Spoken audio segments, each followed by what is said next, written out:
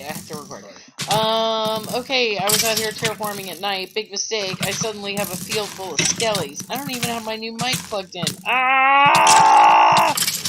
I am dying a thousand deaths. There are arrows flying everywhere. I don't know what's happening. I can't kill any of them, and they're all killing me at once. And there's a baby zombie. Oh, I give up.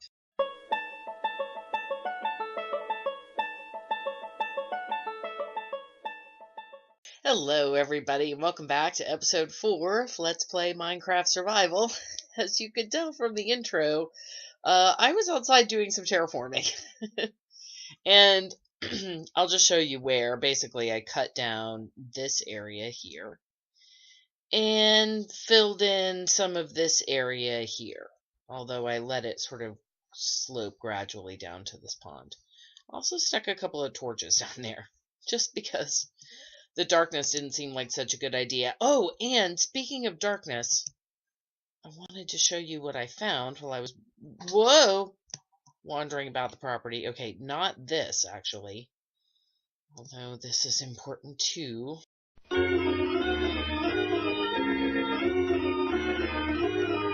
It's this. This is under our house.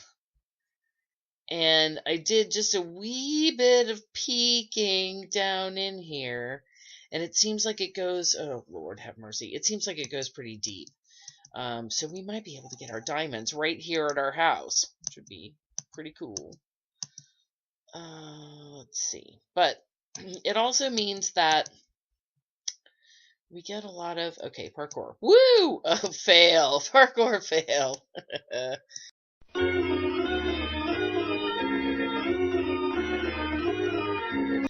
I'm thinking about building a wall around my garden. So we'll make it out of cobblestone, because that's what I've got. And it'll be lovely. Let's stick some more of this down here. Okay, so in today's episode, we are going to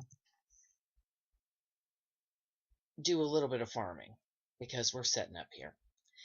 And not only that, but serendipitously, a friend of mine who has been watching the series said, oh, well, yeah, this Minecraft, this looks pretty great. I would like to play that. I could play that. But, as she called herself, and I'm not calling her this, she called herself this, a vegetarian tree hugger. And she said, I just can't bear to kill, as she put it, the little babes and wilburs and such. And I think that's perfectly fair, and the game does too. And it has given you several vegetarian options. So today we're going to talk a little bit more about fruits and vegetables and other things that you can eat. And ways that you can get around having to ever kill an animal in the game. Now, I was poking around. I've been generally kind of poking my nose around the general area to see what fun and interesting things we might get ourselves into, and I think I remember seeing pumpkins out here somewhere. Where was that? I think it was this way.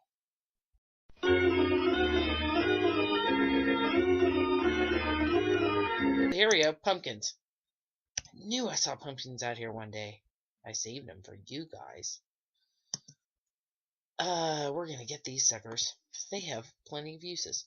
So mushroom stew is one option. Also, we have a bunch of seeds. We're going to plant those for wheat. With wheat, we can make bread.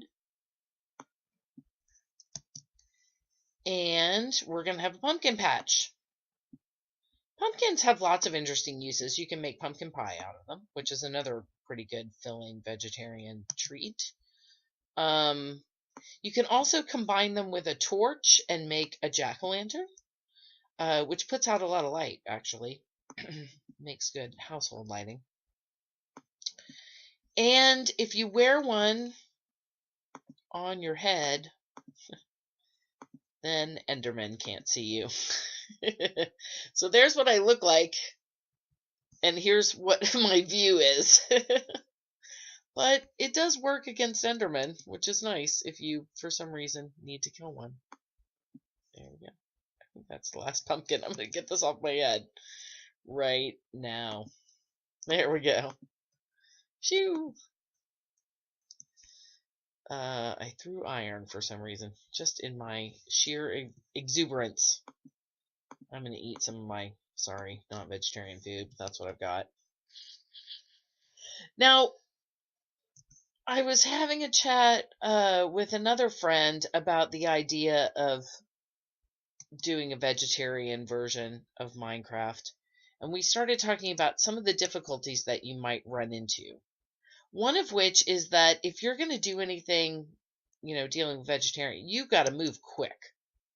Because in order to get shears to shear sheep to make a bed, you're going to need iron. So you've got to go caving. And so you really do have to move it along quite a bit. This is another case, though. Oh, I should get back toward home. This is another case where having the game rule keep inventory on is helpful, because if you're not going to use leather armor in the beginning of the game, but you will want to get seeds right away and plant them right away. We're going to show you how to do that in this episode.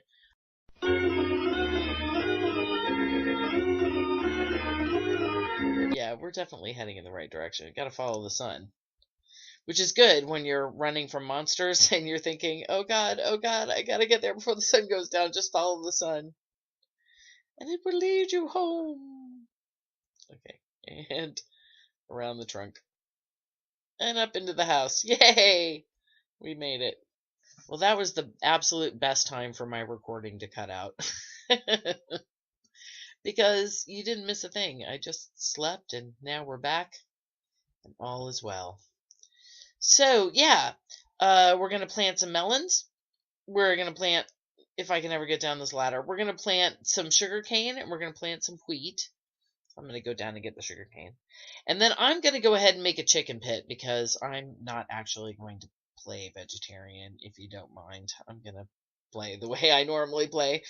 They're virtual. I would have trouble smashing a pig in the face with a stone sword in real life, but not so much in a game.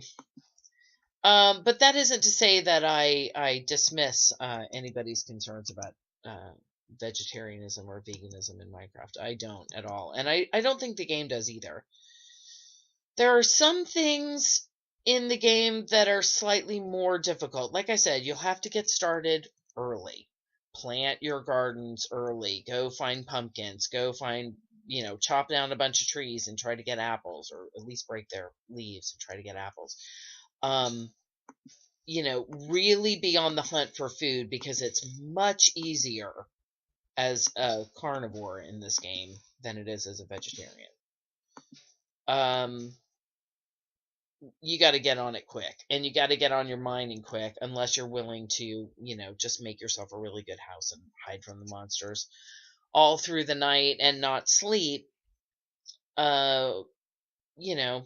Which sometimes happens anyway if you can't find any spiders or string or sheep at all. Sometimes that'll just happen to you. You just have to dig yourself a hole or build yourself a little house and do the best you can. But yeah, my first piece of advice is start early. Second, there's tons of different vegetarian options in the game. We've talked about some of them already. We'll probably run into some more as the game goes along, so I don't really need to get into all the food options. But I did want to talk about some of the other things that the animals drop besides their meat. Cows, well, we'll save cows for last. Chickens drop feathers. And feathers are used to make arrows, and you really are going to need arrows in this game. But skellies also drop arrows, so it's possible to just get arrows without ever having to make them, actually. And if you have an infinity enchantment on your bow, then you really only need one arrow anyway, because as long as you have one on you, that's all you need. Wow, we have a lot of space here.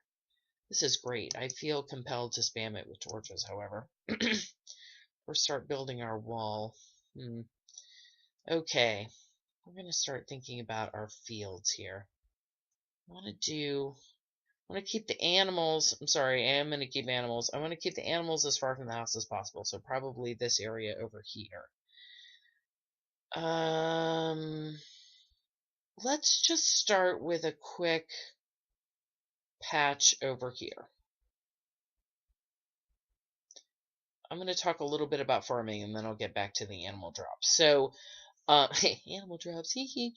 So, water will hydrate soil for 5 spaces. And if I think I'm going to have my wall probably here or here, let's say here. Let's say my wall is here, because I can always fill in more dirt if I change my mind. So, and then I want to leave a space. And then 1, 2, 3, 4, and on the 5th one, I'm going to dig a trench. Got me a shovel. 1, 2, 3, 4, 5, 6, 7, 8, 9. 9 is good because we're going to grow wheat, and 3 wheat makes a loaf of bread. So anything in groups of 3 would be good. I'm going to need some more water. And also, we're going to have to go down and grab the sugar cane here in a bit. We're going to fill in this water. So, I should have explained that first, but I put some here, then I went down 2 and put some here, and that makes the center block here an infinite water source from which I can continue to draw. And in fact, all these middle ones become infinite water sources, because they're being flowed into from both sides, plus they're placed. I don't know. I don't understand it. But in any case, there you go. Have I made a hoe? We're going to have to make a hoe. And deal with the sugarcane farm. Okay, so while I make the hoe, we'll continue to talk about stuff. So we've talked about sheep dropping wool already, and chickens dropping feathers. And the one that you're left with is cows drop leather. Leather can be used to make armor, but that's something you can skip, as we've done in this Let's Play, where we managed to... Oh, I'm messing up my hopper. Hold on. Let's put this there and that there and get rid of this. Yeah, that looks good. We'll put these down here. Okay.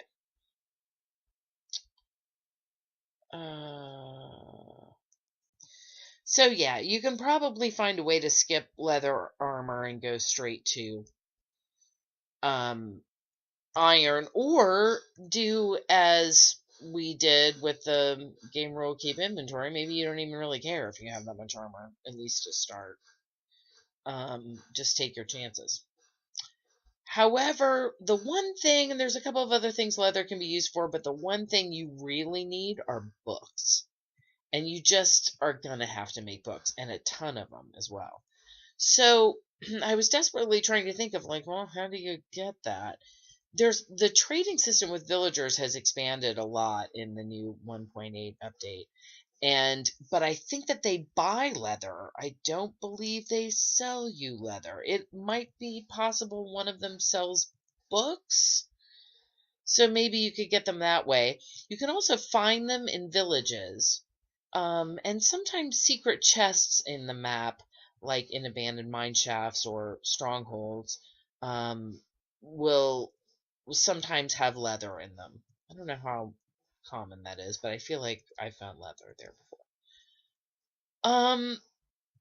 But it's kind of haphazard. So I want to introduce you to my my last and final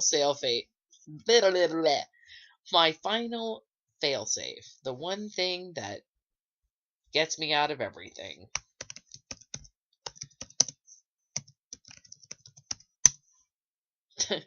I've just put myself into creative mode, and now I have access to every block in the game, which means that if I were a vegetarian and I needed books really bad and couldn't find any leather and could not bring myself to hit a cow in the face, I would just go get some leather and then use the sugar cane I've grown and all of that. The thing about this game is that it very much, not only with all the mods and things that people have done, but it very much encourages you to find your own way to play it, to make the game whatever you want it to be.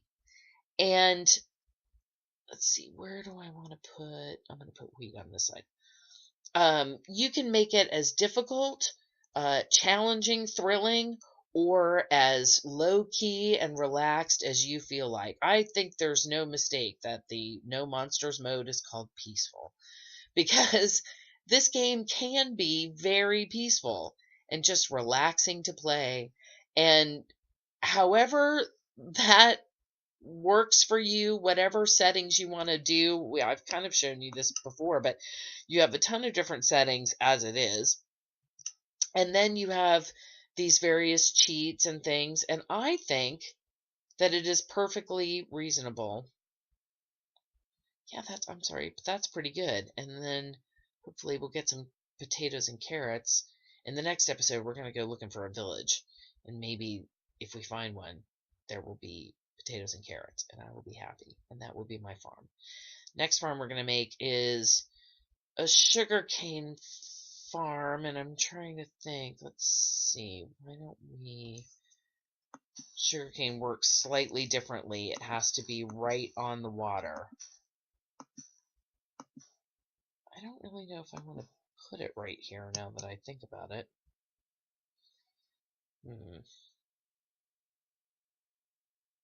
I wanted to expand my farm. Well, this will do for now, at any rate. Sorry. I shouldn't be thinking on camera, and I shouldn't be doing this in creative. Sorry.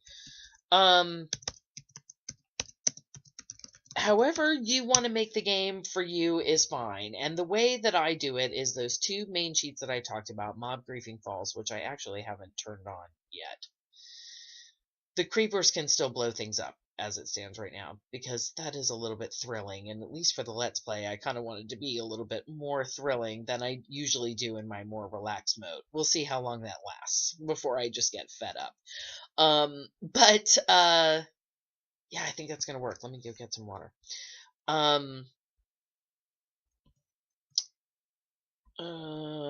Go. Thank you. No? Oh, I'm still in creative. How did that happen? Because I didn't type in the right thing. Ugh. And now I can't type at all. What is wrong with me? Thank you. Oh my goodness. And it's getting to be nighttime. It's getting to be quite late where I am in real life as well. Meat space time has gotten quite late and I'm getting tired. But one of the things that I do is I will go into creative to fly, for example. That's one of the things you can do in creative, which can be really handy if you want to get a bird's eye view of your land, let's say, or you want to find, like, which way is the way out of this forest, or if you want to do some exploring and kind of see what biomes are around you without having to take forever to do it. Or, in the case of me, you'll notice I finished out my tree up there. Well, I flew to get up there, to be perfectly frank. There were other ways. Those ways would have kind of been a pain, and I just couldn't be bothered, so I just flew. And you know what? The game really has that kind of flexibility, so I think we're all good. So if you, vegetarian player, find yourself stuck because for whatever reason, oh, look, I had water right here, duh. For whatever reason you just can't get the thing you need, just go into creative and get it and be all happy about it, as Corrales would say. Go check out Corrales' channel. He's the best. But to quote him, whoops, and the thing that I learned from him, which is just do it and be all happy about it. Who cares? All right, let's plant some sugarcane.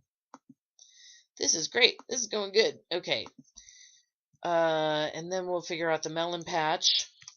And then I might do the chicken pit off camera and just show you.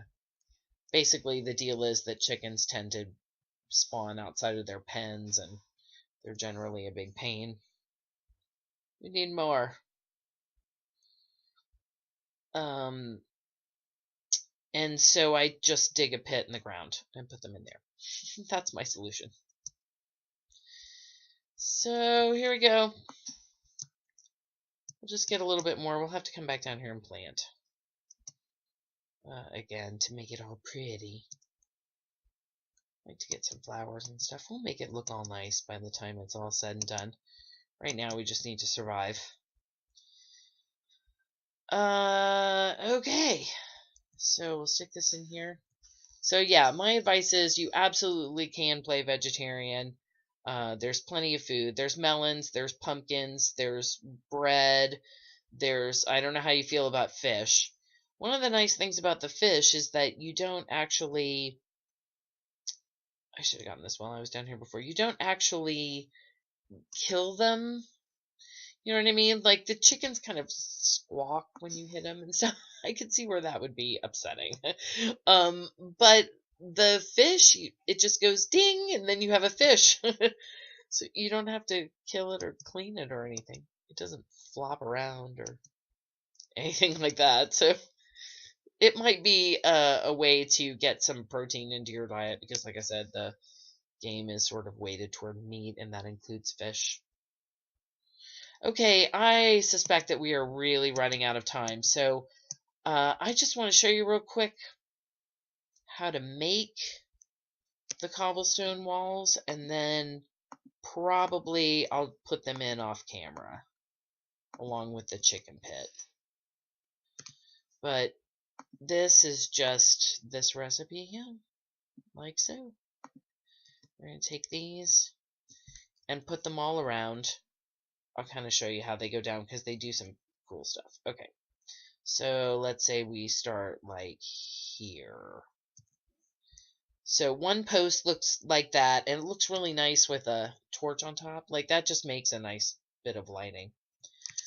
But we're going to go like this, and you'll see it does the connecting thing that I'm sure you're used to for most of these type of games. But it will also... These were an accident. Pop up when you put a light on it. So that's nice. It makes for a nice looking little wall. How many spaces did I do? 2. And light is good around your crops, not only for protection, spawn protection, and that kind of thing. I might need to rethink how I space that. But it will also help your crops grow day and night. That will help. Eventually, I'd like to get some trees in here and stuff, and then I thought animal pits over here. So when we come back for the next episode, I sense that there is a village nearby, which means I've been exploring a little bit and found one once, and now I have no idea where it is. So I think we're going to have a guest visitor. Jack the Firelord's going to come on with me, and we are going to go hunting and find this village. And when we come back for that little journey, oh, look, a flaming zombie. We'll hopefully already have our chicken farm in and our fence all around, and hopefully start thinking about doing some decorating. And until next time, this is Trillian Swan signing off and saying once again, be well. See you in episode 5.